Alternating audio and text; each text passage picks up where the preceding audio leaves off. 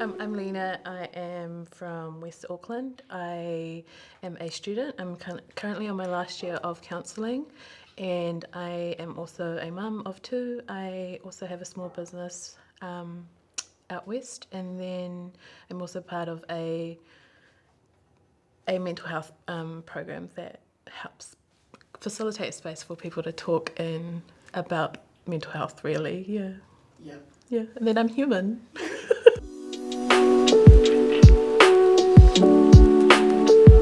Like probably for me, they are interwoven, and they are things that should be talked about more for myself and my kids, and for the people in my world, in the village. Yeah.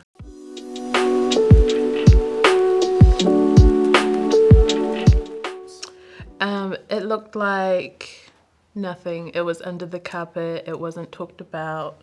It was a guessing game, really, but it was never conversed. Yeah.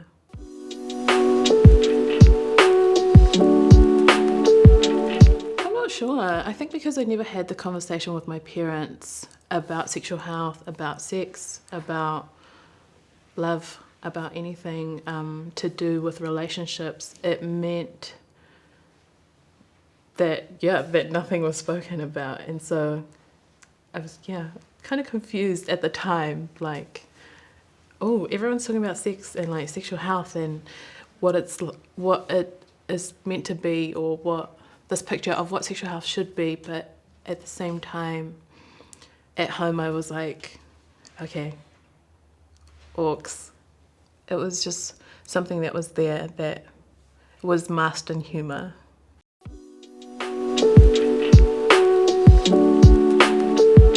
Yeah, it was more a closed off relationship where we didn't really talk. Yeah, I grew up in a space where alcohol was very dominant in the house, and so in that space, the only time there was really talking was when there was rage or anger, or when there was alcohol around, and the consumption of it really overtook the ability to not speak about things, if that makes sense. Yeah.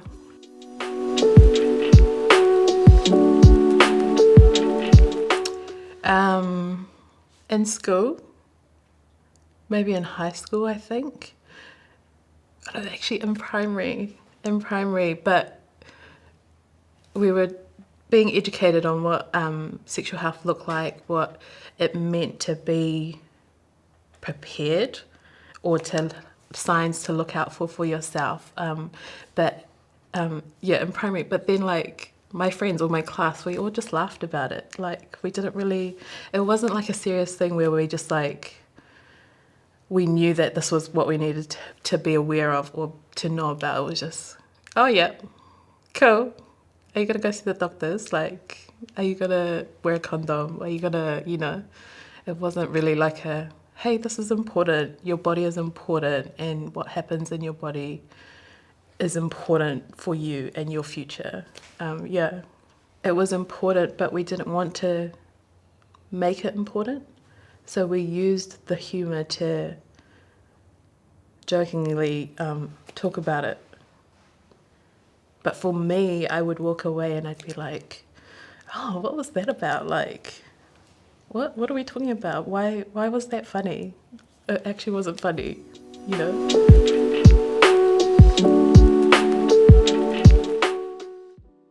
I think the shift is being aware for myself, like the value sexual health does have, like knowing what it is, what is sexual health, knowing the effects of it and how that can like change the trajectory of your life really, from the inside out. But also like that has meant that for me with my kids, I'm able to talk about this stuff, and at the dinner table we talk about things that are to do with sexual health, even though my kids are young, but we still have the conversation in a language that's appropriate for them. What kind of does that look like, those sort of conversations, if you don't mind me asking? They look like, what is a penis? What is a vagina? What is what do those things mean? What should be done if things are happening for them down there in their private parts, and what does it look like knowing pretty much around sex, what is sex for? To my kids, sex is for making kids. And so because I've had 2 kids, they're like, oh, you had sex 2 times. And I'm like, yeah, whatever. But, because they're, just young. And so it's just bringing awareness to that, and just how actually sexual health, well, actually sex is about love. It's about having that mutual relationship, or the va. For me, it's the soul. The soul is when you're with your partner, your souls are intertwined, and that creates love, and that creates a bond where, if I was to explain to my kids, there would be a special bond that brings them together. And so in that space, love is made, and probably the space where there's a unity between the two, and there is love there. And so that love means that you can do things together, like have sex, and you can be friends, and you can,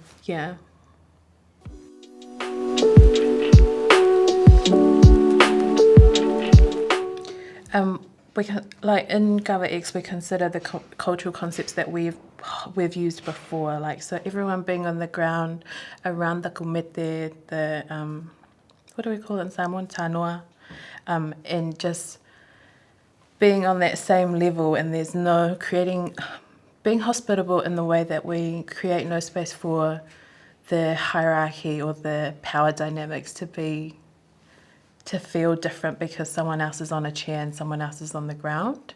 But also catering to our elders, like if they need a chair, then we are there, and we are ready to help them in that way. But also with the use of Gava as the relaxer, we are able to talk about these things but also feel relaxed because there's a connection there.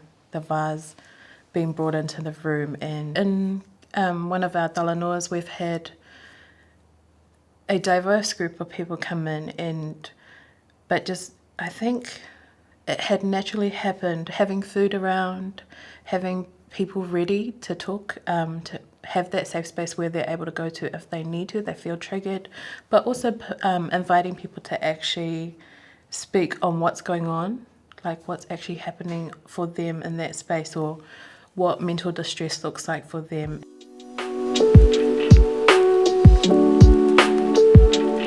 The change happened when there was a incident where one of my children were sexually abused, and so in that space we learnt with the police and with other people that normalising this language is important for kids, because if we nickname these things, if we nickname a penis or a vagina into like a mimi or a willy, it's not helpful for them.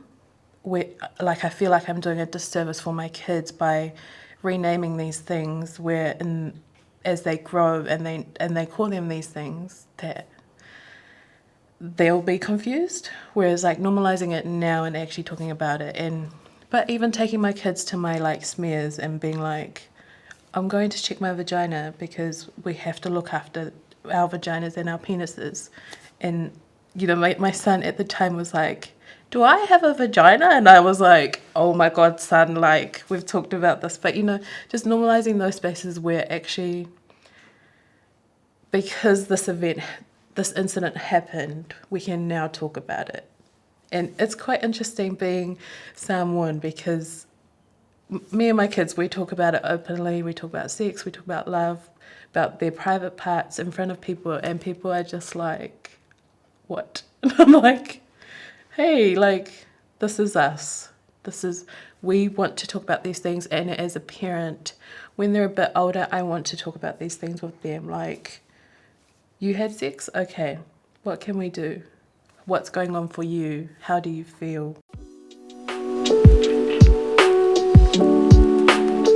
It was the Talanoa in that space, I think, because at the time, it was it was a traumatic time, but it was also like a very vulnerable space where I was a sponge, where everything people were telling me I was picking up and learning things and trying to be practical as a parent, but also trying to heal for myself. And so having, yeah, the difference was that people were actually talking about it. I was around the village who were talking about sexual abuse, who were talking about sexual health, who were talking about sex parts, really. And so because that was normal, I was like, oh, I'm going to do that as a parent in my vulnerability and in my moment of low. In my moments being low, I was like, no, actually, as a parent, I'm going to be congruent with my kids. I'm going to actually tell them how I feel and what these things are, and it's been quite cool having the counsellor, having the police, having an organisation who deal with all the sexual abuse stuff, like normalising this language for me, and just allowing me to actually say what I want to say has meant that I can be the same in front of my kids and normalise this. And so adapting that onto the dinner table and talking about what's going on for you, what was good in your day, what was bad in your day, what could you change, what's been stressing you out, has meant that, yeah, we talk about it because of this thing that's happened, but also not letting that thing hold us there.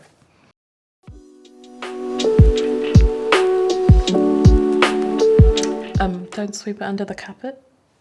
Yeah. Making assumptions. People making assumptions of things that have happened. Can I give an example?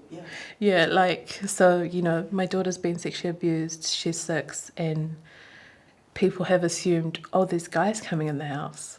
Oh, there's people coming in her house. But actually, no, Talanoa, let's Talanoa and let's actually pull apart what actually happened, and I can tell you what happened so that there's no rooms for assumptions. Yeah, but I think sweeping it under the carpet was the biggest thing. That was the hardest thing, which ties in with assumptions, really. And how did you disrupt that narrative? By not caring, by taking what was in my control. That's not in my control, allowing them to sweep it under the carpet. But what was in my control was talking about it and not being afraid about it, but also talking to my village about it, and yeah, just having no cares about, actually, I don't have to justify myself to anyone. I know the truth. My daughter knows the truth, and that's okay. That's enough for me. I don't actually have to prove myself to anyone else. But me and my kids, I have control of this space, and we are able to talk about it here. And whoever comes into this space can also talk about it there. I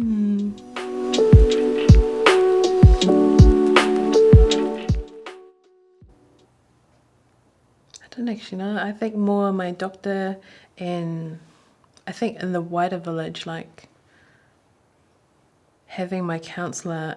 I know that doesn't really sound like Pacifica, but allowing those spaces into my world, but also the trusted village. The trusted village is someone are people that are important to me, that I can Talanoa about sexual health. I can bring resources in from them and their experiences, but also my experiences. I don't really know anyone else that I would pull upon. Yeah.